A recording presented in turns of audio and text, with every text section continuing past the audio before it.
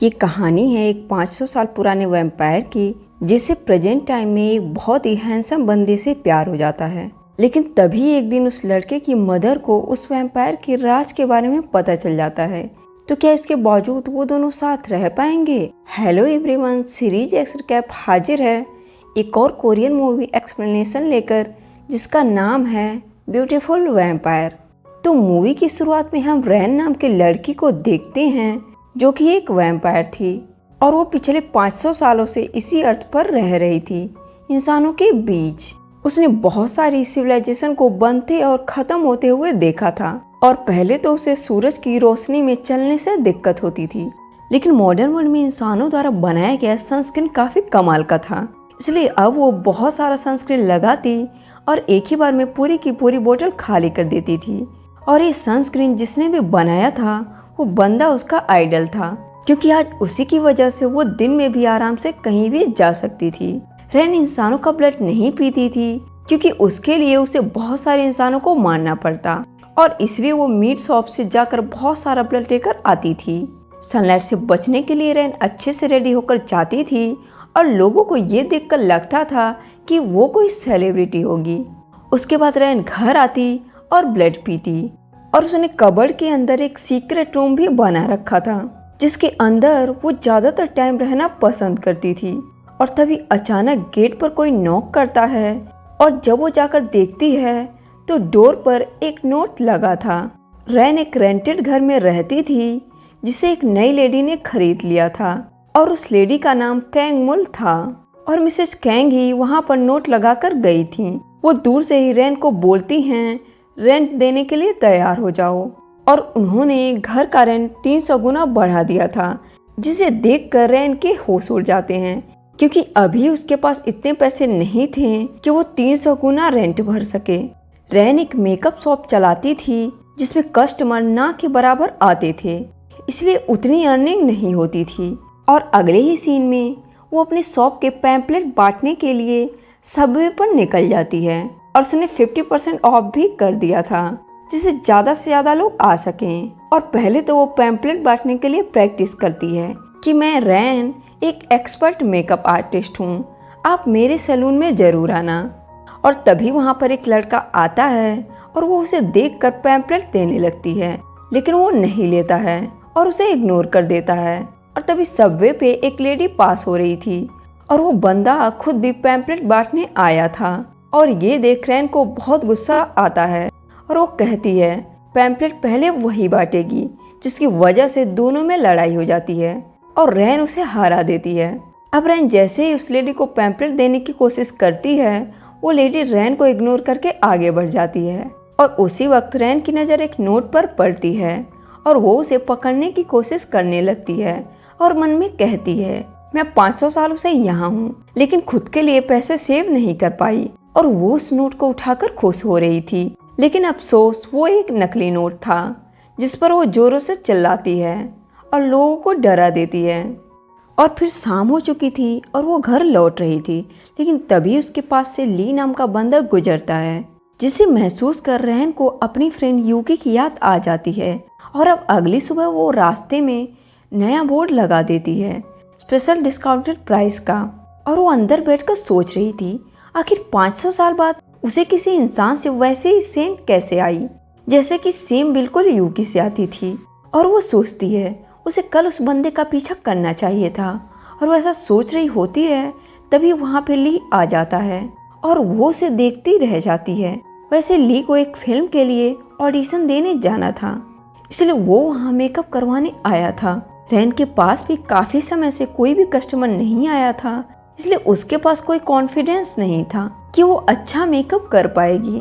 और अब वो ली का मेकअप करना शुरू करती है, और अपनी नोज कॉटन से बंद कर लेती है, ताकि उसके सेंट से बच सके। पर मेकअप करते वक्त नोज से कॉटन निकल जाता है, और ली की सेंट पाते ही रैन उसे बाइट करने वाली होती है, ताकि उसके साथ वो हमेशा हमेशा के लिए रह सके। लेकिन तभी वहाँ मिसेस कैंग आ गई, और वो पूछती हैं तुम दोनों यहाँ पर क्या कर रहे थे।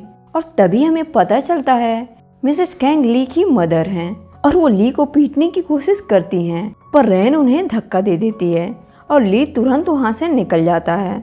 और मिसेस कैंग रैन को वार्न करती हैं वो ली का मेकअप कभी ना करे, जिस पर रैन का कहना था वो उसका कस्टमर है और उन्होंने रेंट भी इतना ज़्यादा बढ़ा दिया है, इसलिए उसके पास कोई और चॉइस नहीं है। इस पर मिसेस कैंग कहती हैं ली जितनी बार तुम्हारे पास आएगा तुम उसे भगा देना, तो मैं तुम्हारे रेंट से पैसे कम करती जाऊंगी। अगले दिन रैन पोस्टर लगा रही होती है, तभी मीट शॉप चलाने वाली लेडी जिसका नाम ओजून था वो रैन को अपने पास बुलाती हैं।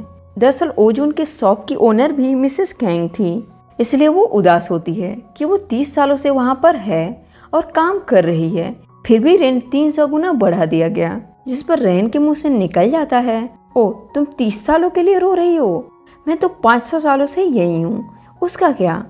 इस पर जून हंसने लगती है, तुम 500 सालों से हो, लगती तो 25 की हो। ये सुन रैन घबरा जाती है और तभी ली उसे मिल जाता है और वो पैसे देता है, क्योंकि मेकअप कराने के बाद उसने पैसे नहीं दिए थे। पर वो ली को हटा कर कहती है वो दोबारा वहाँ पर ना आए, उसने उसकी मॉम से प्रॉमिस किया है। और फिर ये बोलकर वो अंदर चली जाती है, लेकिन तभी वो नॉक करता है और पूछता है आखिर हुआ क्या है, उसने उसे जोर से धक्का क्यों दिया था। तो रैन उसे अंदर लाती है और कहती है उसे पता भी है उसके सेंस से वो कैसे कंट्रोल करती है, वो उसे कब बाइट कर ले उसे पता भी नहीं। और तभी रैन सोचने लगती है आखिर ली के पास यूकी की सेंट कैसे आई, और वो ली से पूछती है क्या वो यूकी है, सच बताए क्या वो यूकी है। लेकिन तभी वो सोफा पर सो जाती है और अचानक मिसेस कैंग नॉक करने लगती हैं, क्योंकि उन्हें शक था ली वहीं पर है। जिस पर ली डर कर रैन से कहता है वो उसे छुपा ले वरना उसकी माम उसे मार डालेंगी, और इसलिए रैन उसे अपने कबर्ड वाले सीक्रेट रूम में छुपा देती है। और जैसे ही मिसेस कैंग रूम के अंदर आती हैं वहाँ पर कोई नहीं होता, और इसलिए वो कबर्ड में जाकर देखती हैं। लेकिन तभी उन्हें एक कॉल आता है और वो वहाँ से चली जाती हैं। अगले दिन रैन अपने आप से कह रही थी आखिर मुझे क्या हो गया है, मैं एक बच्चे के प्यार में कैसे पड़ गई। और वो ये सोच रही थी तभी वहाँ पर ली आ जाता है और वो कल के लिए उसे थैंक्स बोलने आया था। और ली को देखते ही रैन उसे बाहर लेकर जाती है और ली का ब्लड टेस्ट करवाती है और डॉक्टर से पूछती है क्या वो उसे ली का थोड़ा सा ब्लड दे सकते हैं। इस पर ली पूछता है उसे उसका ब्लड क्यों चाहिए। दरअसल ली को लगता है रैन को कोई बीमारी है, इसलिए वो उसके ब्लड को मांग रही थी।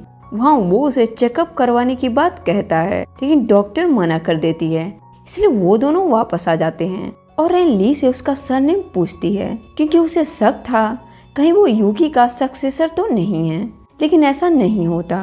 और अब बार बार यूकी का नाम सुनकर आखिर वो पूछ ही लेता है आखिर ये यूकी है कौन, क्योंकि ली को लग रहा था रैन यूकी से प्यार करती है।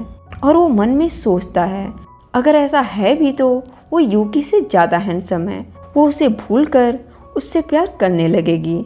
वहीं दूसरी तरफ मिसेस कैंग सोच रही थी आखिर वो रैन को घर से कैसे निकालें। तभी वो देखती हैं कि रैन का बर्थ ईयर 1957 का है, और वो ये सोच में पड़ जाती हैं इतनी यंग दिखने वाली रैन 1957 की कैसे हो सकती है। आगे हम एक सीन में ली का ऑडिशन देखते हैं और उसे देखने के लिए रैन भी वहाँ पर आई थी। ऑडिशन करते वक्त वो रैन के पास चला जाता है, लेकिन रैन उसे भगा देती है। एक्चुअली यूकी एक बहुत ही अच्छी एक्टर भी थी, और रैन ने ये सोचा था अगर ली भी एक अच्छा एक्टर होगा तो चांसेस हैं यूकी की सोल ली के अंदर है।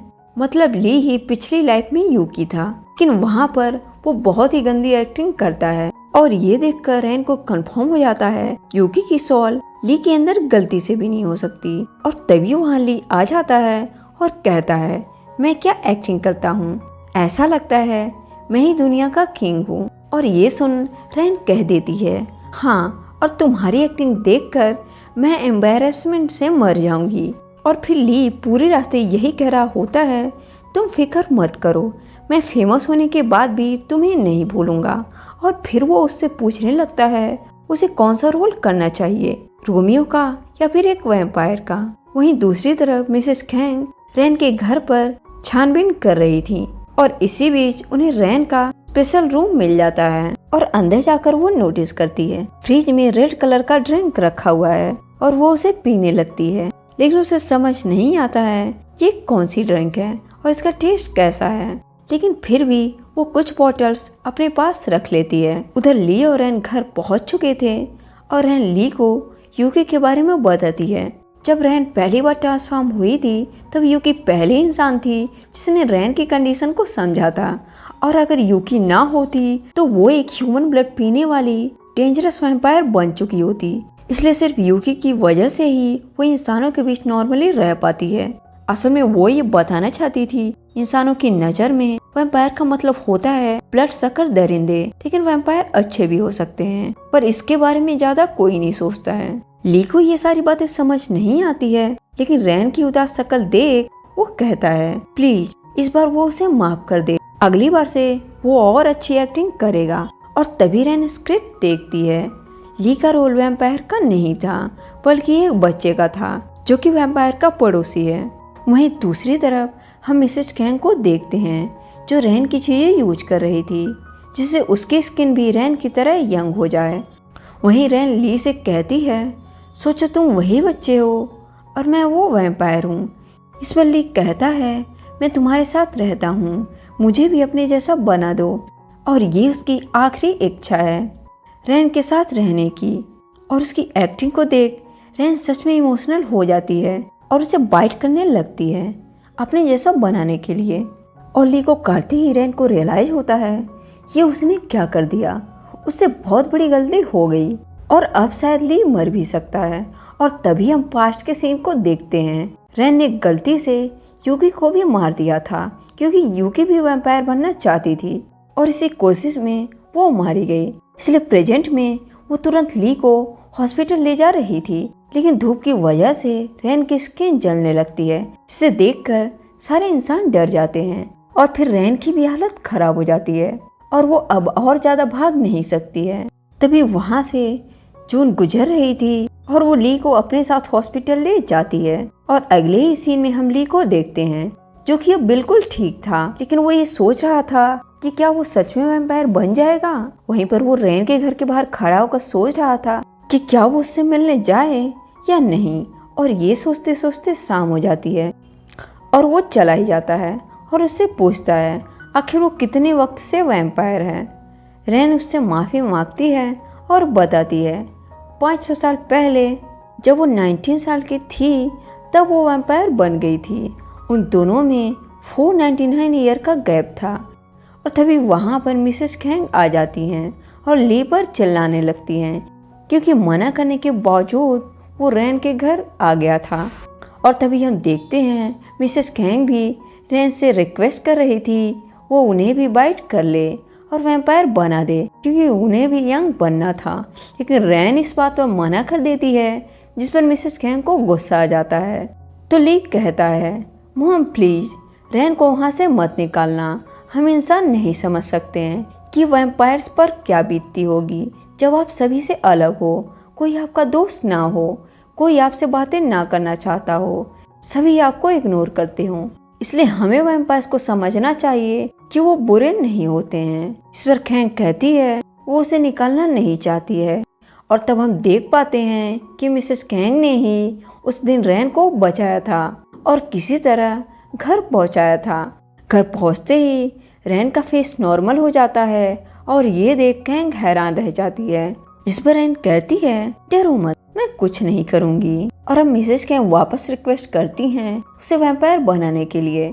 तो रैन उसे समझाती है वैम्पायर बनने के बाद आप कभी मर नहीं पाओगे, जिसे भी प्यार करोगे वो तो चला जाएगा लेकिन आप यहीं पर रह जाओगे, इसलिए बेकार की जिद छोड़ दो। मिसेस कैंग कहती हैं वो रेंट खत्म कर देंगी। फिर रैन कहती है सिर्फ उसका नहीं बाकियों का भी करना होगा, स्पेशली जून का। तो कैंग उसे एक दिन का टाइम मांगती है। तभी ली अपनी मॉम को वहाँ से भेज देता है और फिर रैन से पूछता है सच बताना क्या तुम मुझे लाइक करती हो या नहीं।